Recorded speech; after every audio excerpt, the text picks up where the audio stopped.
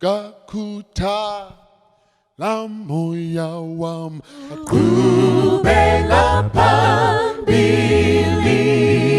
Baya shona Sezulwini Kutalelu Kwele Izwilika Kulu Eli kubizayo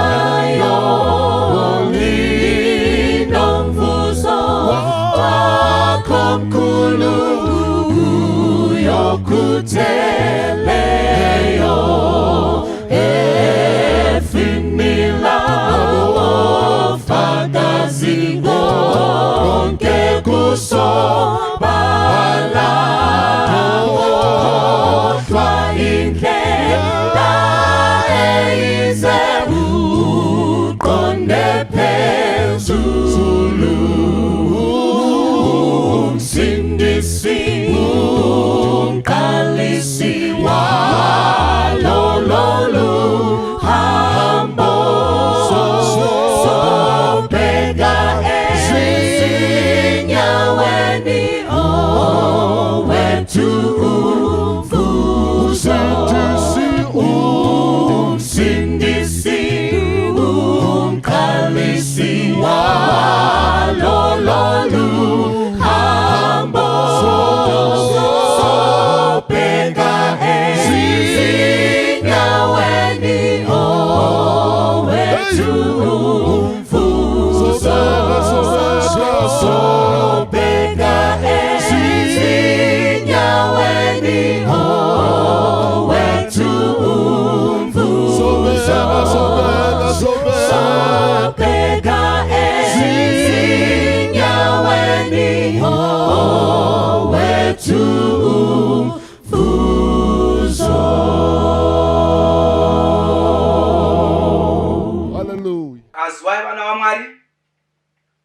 Tenda Mwari nekutisanganisa kuti tidzidzezve kubva pashoko rake.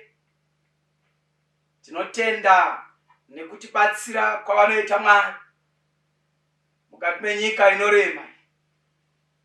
Muimba anoti inorema iyi nzira, ine minzwa, inobaya, asi anotipa karemedi, karesipi kekufamba munzira. Anotipfugama unamati. Tinorwa hondo naSatani. Usarwe uri wega. Panyika hapana zororo, asi pfugama unamati. Mwari wekudenga vatibatsire. Mwari wekudenga vatikomborere. Apo tichaverenga kubva mukati mebhuku raJeremia chapter 17 pavhesi ya 7. Chaverenga shoko raJehovha richisvika kuna Israeri kuburikidza naJeremia. 17 Jeremiah verse 7.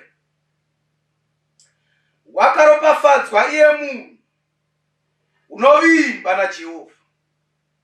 Wakaita Jehovha chivimbo chake, nokuti uchava somuti wakasimwa pamvura, unotuma midzi yawo kurwizi, usingatyi kana kupisa kuchisvika, asi mashizha awo achava matema. Haurangariri pagore rokusanaya kwemvura, kana kurega kubereka zvibereko zvawo. Mwari vaise chikomborero pakuverenga kweshoko ravo nekusingaperi. Amen. Ngatinamatei. Baba vari kudenga, ndokutendai nekuverenga kweshoko renyu pakati pedu rakafemerwa naMweya Mutsvene. Tibatsirei pakududzirwa kwaro, ritidzidzise, ritirayire, ritirange zviri mukururama, rigotikwanisira mabasa ose akanaka.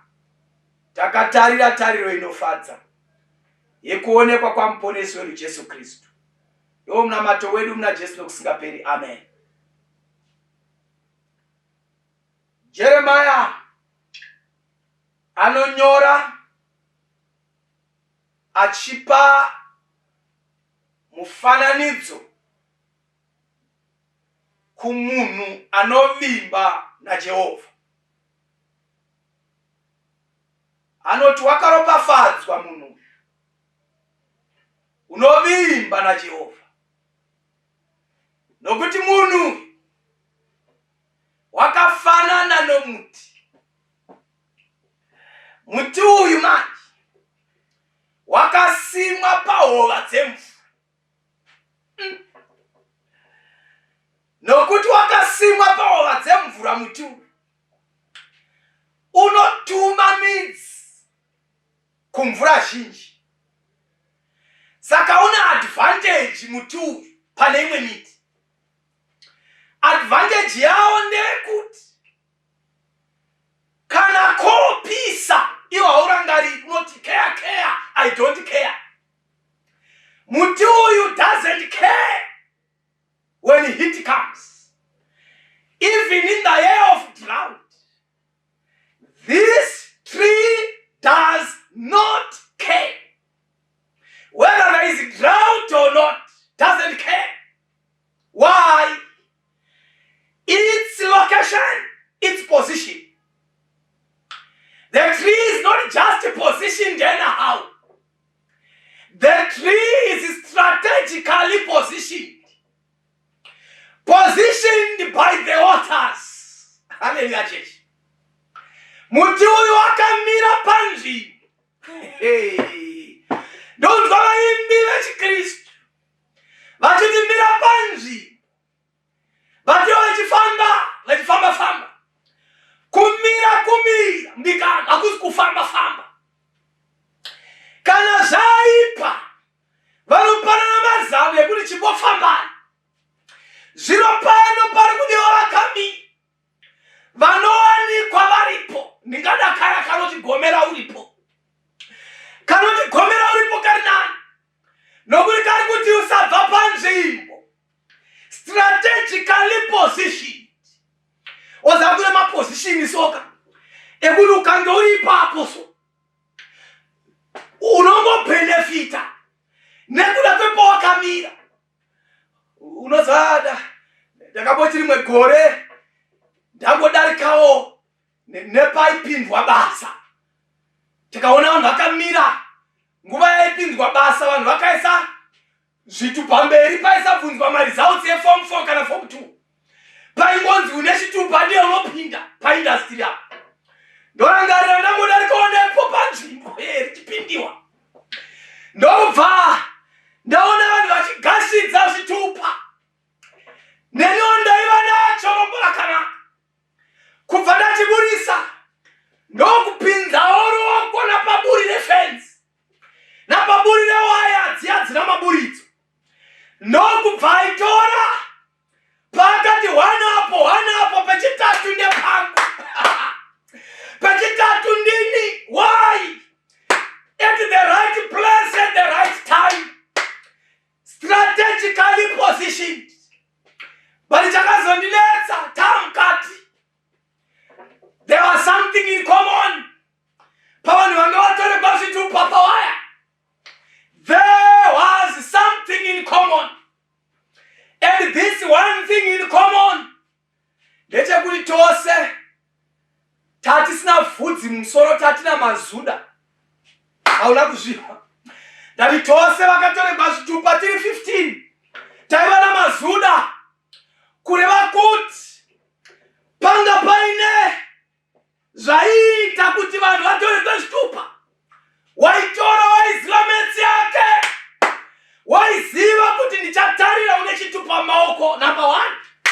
Number 2, une zuda nechitupa. Iye ndiye waitorerwa chitupa opinzwa basa. Inonda ndakazvigererawo zita rangu kani vasikana. Handaumenge ndaziva kuti ndogemuriko. Kubva ndapfuura nepanzvimbo panguva yakafanira vandalipinda. Chitupa ndaiva nacho, zuda ndaiva nacho. Strategically positioned in the right time, in the right place.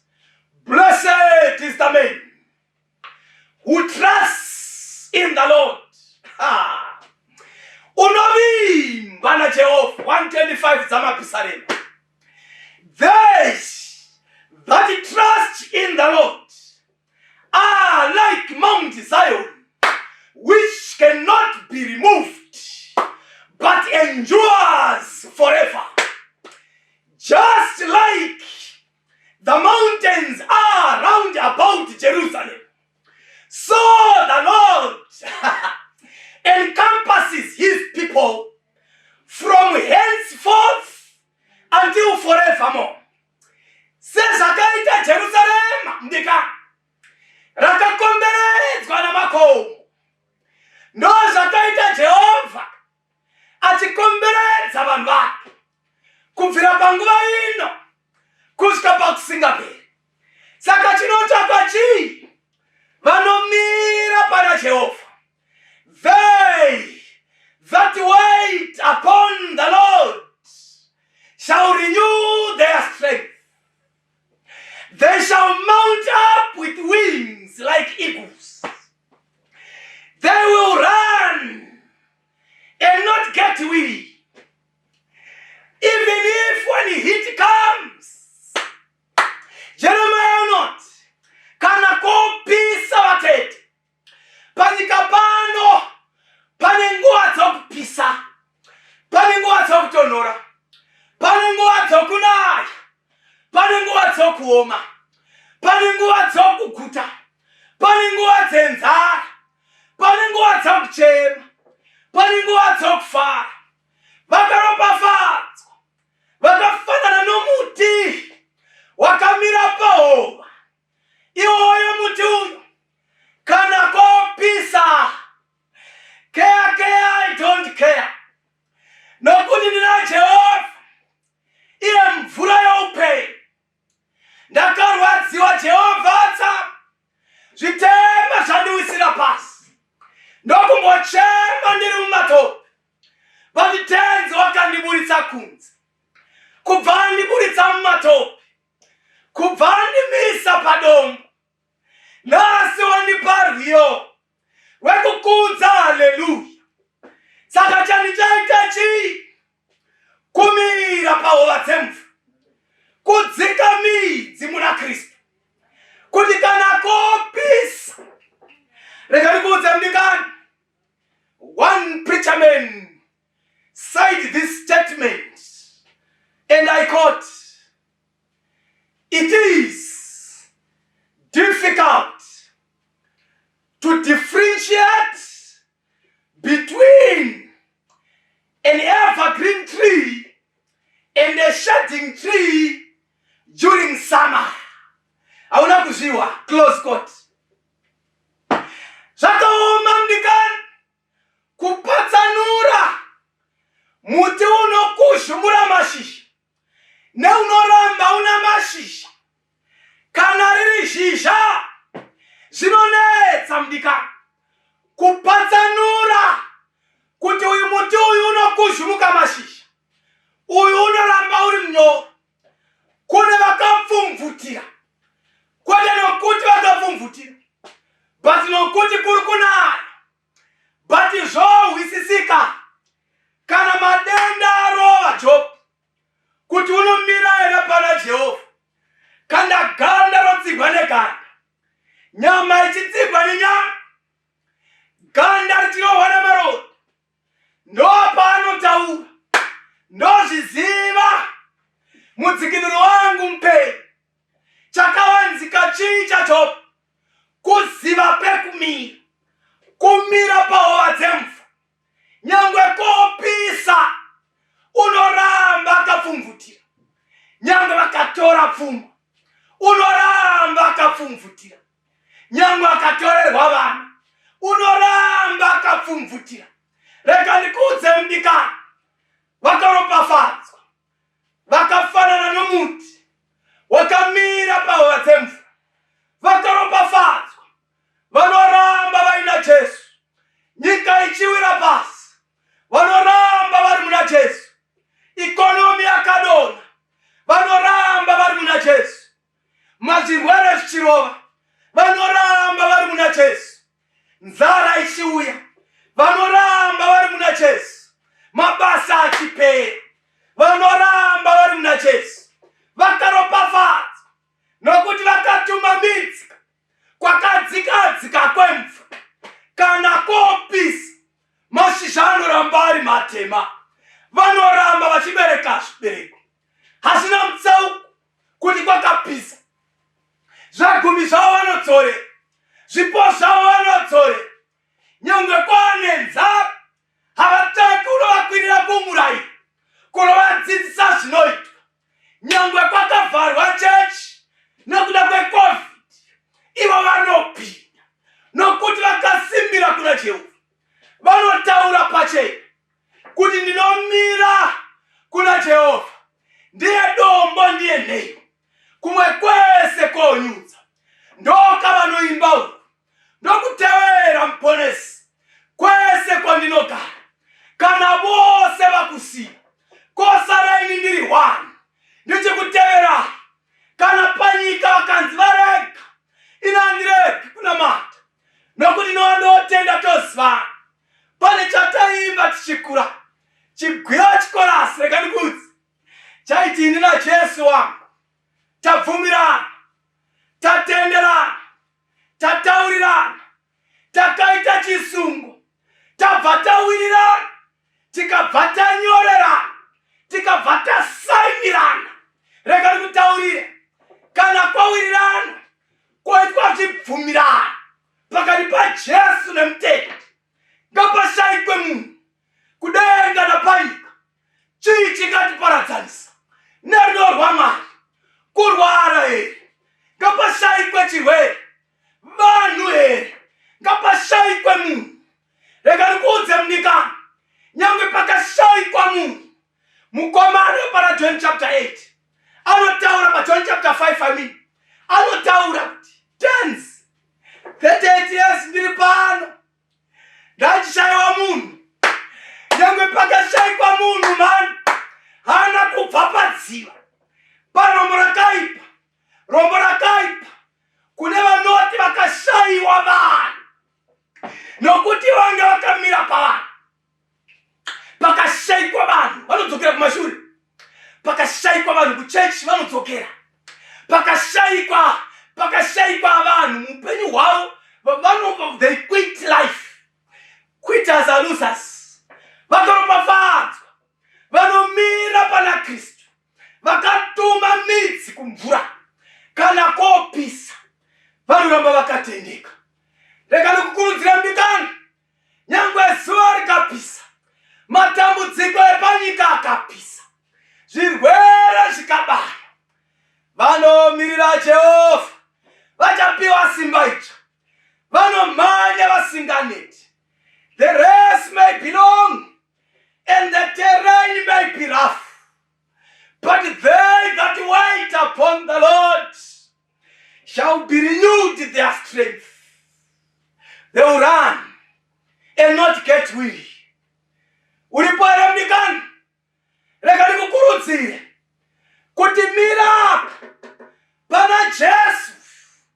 Vaizviziva na Peter kuti kana tina Jesu we are covered. Kana Jesu arimo muchikepe we are covered. Saka vaitoziva kuti no water can swallow the ship where lies the master of ocean and sea. Mvura haigoni kunyodzangarava nokuti mukati mayo murere tenzi wenyanza nepasi. Panda kunopedzisaka izvozvo, ndinokuudza kuti musoro wenyaya uri kuti stand firmly on Christ. Mira wakasimba pana Kristu, nokuti mvura inyudzingara kana muine tenzi wenyanza nepasi. Peter ndomufarira mani, kadzungu kake kaiwandira kukuponeswa. Kuna anoita kadzungu kubva kuna Jesu. Zvinodzungura Peter raihwedera kuna Jesu, raimukwededza ikoko. Nyangwe aimbotsiura Jesu but aikwedera kuna Jesu. Peter musuya varasha makago, vakarasha zviwanikwa, vakarasha vakakupa mvura chikepe chonyura. Jesu vete mukepe wakatsamira mutsago pakushini. Achirova hope dzokuzorora chaidzo. Chikepe chichinyura. Chikepe choda kunyura. Vanomutsa. Carest thou that we perish? Hamuna hanya here ni Jesu kutovata kudai shua. Kuvata here pakadai. Ndofarira 127 kama pisareva. They that build without the Lord, the builders build in vain. Paraphrased. They that watch cities without the Lord, the watchmen watch but in vain. Paraphrased. Asema turo kumukamangwana. Nokunonoka kubata. Nokutkazo kutamburi. I like the King James Version. For he grants sleep. Eshona no tuno paka wavete. No, that's not it. Aupi wakavata kuhopa hakuna ziriko. Kuhopa hakuna ziriko mdikano hakuna ziriko kuhopa hakuna. Nyambo ukarota wakaguta unomkaone shara. Ukarota uli Britain unomkaone kumbakwenyu. Kuhopa hakuna ziriko. Ukarota uli mari shinji unomkausina. Kuhopa hakuna ziriko. So awapui wakavata. No. But I like the King James Version. It says, he grants sleep to his. Kureva kuti. Vake manje vanoimba naye. Vanovaka naye. Vanorinda naye. Vanomira pari. Vanomvimba. Vakafanana negomo reZioni risingazungudzwi. Vakafanana nemuti wakasimwa pawo. Unotuma midzi kupfura zhinji. Ivavo. They can afford to sleep even though the earth turns upside down. They are sure that my Redeemer lives. They are sure. Trust in Jesus, standing on Christ, requires the following. As I'm drawing to a close, standing on Jesus' family requires the following. Number one, belief. You need belief, strong dedication, devotion in Jesus. You need to be loyal, loyalty to God. Because if he says fear not, he means there are some frightening situations and fearsome monsters which can arise on the way. But they that trust in the Lord, they who are planted like a tree by the rivers, they don't care. Whether a monster of the caliber of Goliath, of Gath rises up, they don't care. Like David, they approach the throne of grace with confidence. For they know, kuti kunyangwe zvazvino kana zvichauya, kana mberi kana zvekumashure, kana masimba kana chi, zvitiparadza isina Mwari. Saka they are loyal, havabviswe panzvimbo. Vanomira panzvimbo Mwari. Vanogomera vari. Havabvi nyangwe vakafirwa. Care, I don't care. He gave. He has taken. Like Job, they stand and say, praise be the name of the Lord. They don't care. They know kana waripinda chasara kubuda. They don't care. Salary kauya yakapera mwezi ukasara mshinji. They don't care because they know the Lord's prayer. Give us our daily bread. Every morning, every day, afternoon and evening. Their bread and water is sure. For like God in the wilderness with old Israel, he rains manna for them. They can always ask, what is this? Referring to the blessings of the Lord. They that trust in a lawyer, they need to be mature. Ndati vanomira pana Jesu, panoda maturity, kutokura chaiko. Kutoita munhu akakura pakuziva Mwari. Ephesians chapter 4. nokuti mweya mutsvene akadana pakereke kuti pawanikwe vamwe vadzidzisi, vamwe vaapostoli, vamwe vaparidzi, vamwe vafundisi, for the edification of the saints and building of the body of Christ. Kuti zvigodini, kuti vanhu vasvike pakukura, so that they can not be tossed to and fro by every wind of doctrine, by the cunningness of men. Rega ndikuudze mdikani, kune kudzidzisa kwavanhu kunobvisa vanhu pana Jesu. I would rather remain behind with Jesus than run ahead with men, because ngatukwe munhu unoimba nemunhu wakaita ruoko rwemunhu pino yake, iyeye wakafanana negwenzi murenje kana kopisa rokuzhumuka mashizha. Rega ndikuudze mdikani, kana ukavimba na Kristu, you need to be mature by faith. Moses, Hebrews 11:24, by faith Moses, when he was come of age, he refused. Moses akura, mature Moses refuses to be called the son of the daughter of Pharaoh. Akaramba kunzi mwanakomana womkunda wa Pharaoh. Akati zviri nani kutambudzika navana vamwari than to enjoy the fleeting pleasures of sin for a season. Vasikaimbi naJehovha vanofarira kugara muzvi padide zvenguva duku, temporary.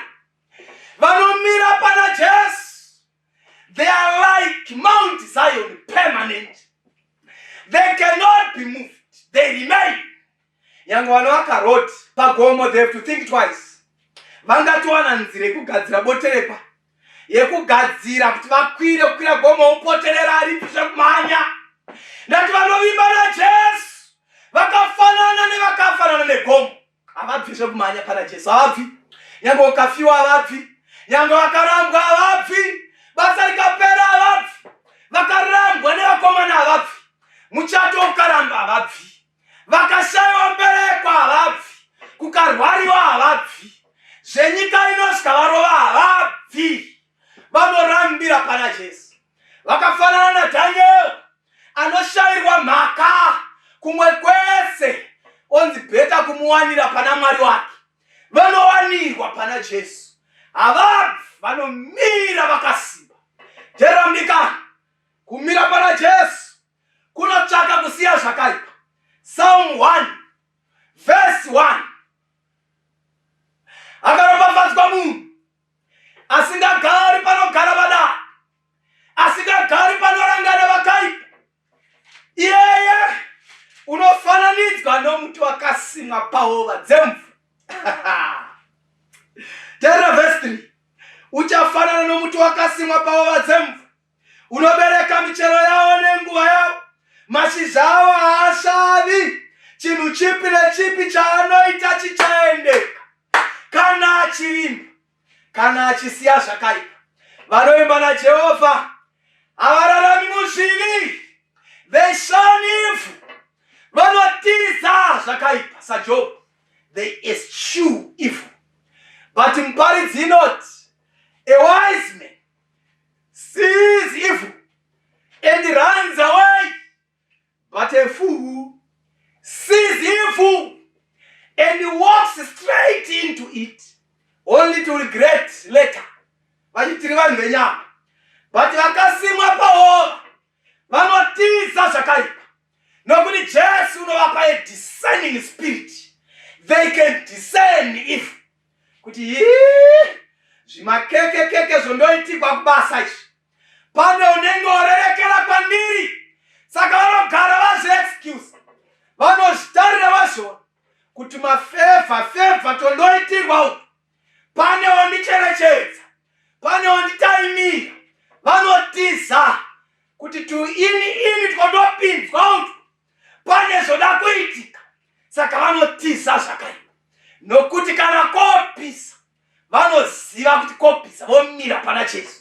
Teramdika kumira pana Jesu kunoda courage. 2 Timothy chapter 1 verse 7. Nokuti Mwari anotipa mweya wokutya. For God did not give us a spirit of fear, but of power and a sound mind. But wesimba nepfungwa dzinonyatsoshanda.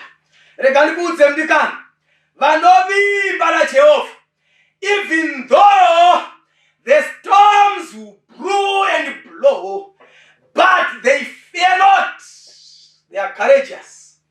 They can take circumstances and challenges head on, trusting this, that the Lord is with us. For he said to them, Lo, and behold, I am with you unto the end of the world. Ndakuverenga book rinofarira Evangelism as I close, page 361. I'm reading. The Christian is to be rooted and grounded in truth, that he may stand firm against the temptations of the enemy. Ye must have a continual renewal of strength, and ye must hold firmly to the Bible truth. Fables of every kind will be brought in to seduce the believer from his allegiance to God. But he is to look up, believe in God, and stand firmly rooted and grounded in the truth. Mukristu muka tenza kutuma neno neminondo maoko enda usangane nemwezi shinga mira segamba wakatarizana nemando, firmly rooted in Christ the solid rock. Ani veshamana pana Jesu nyangwe Satana akatuma mafabus and heresies, vakataura my interpretations anoita kungecha kwa profita, but I'm firmly rooted. My roots are further and deeper and anchored on Christ the solid rock. Pane chataimba chikwiyo. In times like this, we need a savior. In times like this, we need an anchor. Be very sure. Be very sure. Your anchor holds and grips that solid rock. In times like this, we need a savior. In times like this, we need an anchor. Be very sure. Be very sure. Your anchor holds and grips that solid rock. This rock is Jesus. Oh yes, he's mine. This rock is Jesus, and I know him. Be very sure. Be very sure. Your anchor holds and grips that solid rock. Rock of ages, clear for me. Let me hide myself in thee. Let the water and the blood from thy reed. Hallelujah, church. Thy water and the blood. Zakadeuka vaparuti. My anchor holds. It holds and holds. When death comes and it threatens, my anchor holds and holds, because I'm standing on Christ. When fire persists and holds. Are you holding, my brother? Ndatika nako pisa. Unokaimba ereke kuti ndokutera imponesa. Ndatika nako dzia nyika yodzia. Matambudziko orura. Achithreatena achigogodza pamukova weumwe. Is your anchor holding? I want to pray with someone who says, oh Lord, help me. I am vulnerable. The earth is too much for me. Trials and tribulations beset me left, right, and center. But I want to holding on and firmly grasping the faith of Jesus Christ. Rooted in Christ, solid. Just like wind blows on the mountain. If I'm in the valley, help me to stand, for the God of the mountain is the God in the valley. If it is your prayer, raise your hand. I'm praying with you. This is an assurance. I'm giving you an assurance, my brother. Try Jesus. Don't stand on fables of men. Stand on Christ. You are assured of success. I'm praying with you.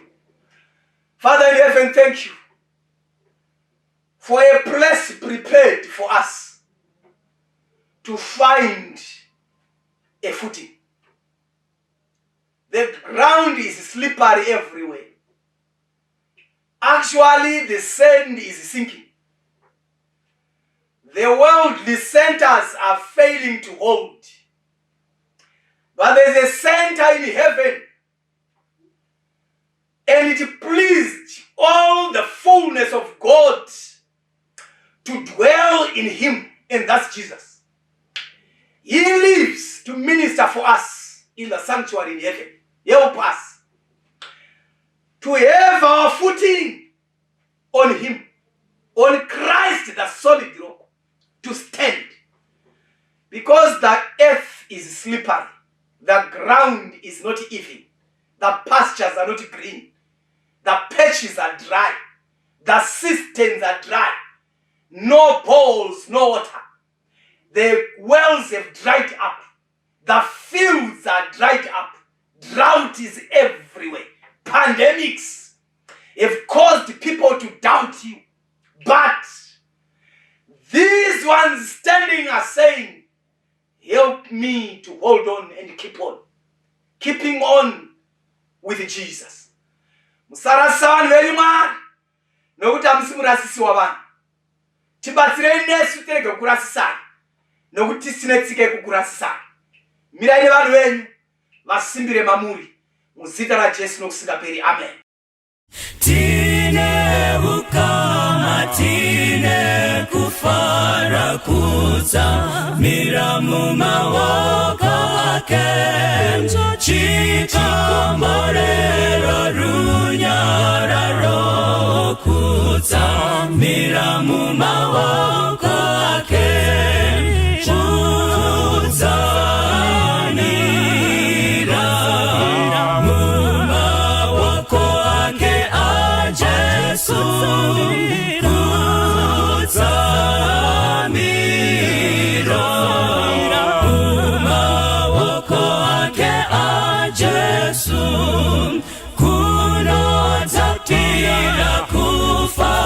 mzira kutsamira mumawoko ake, dzira yapenya zuwa nezuwa kutsamira mumawoko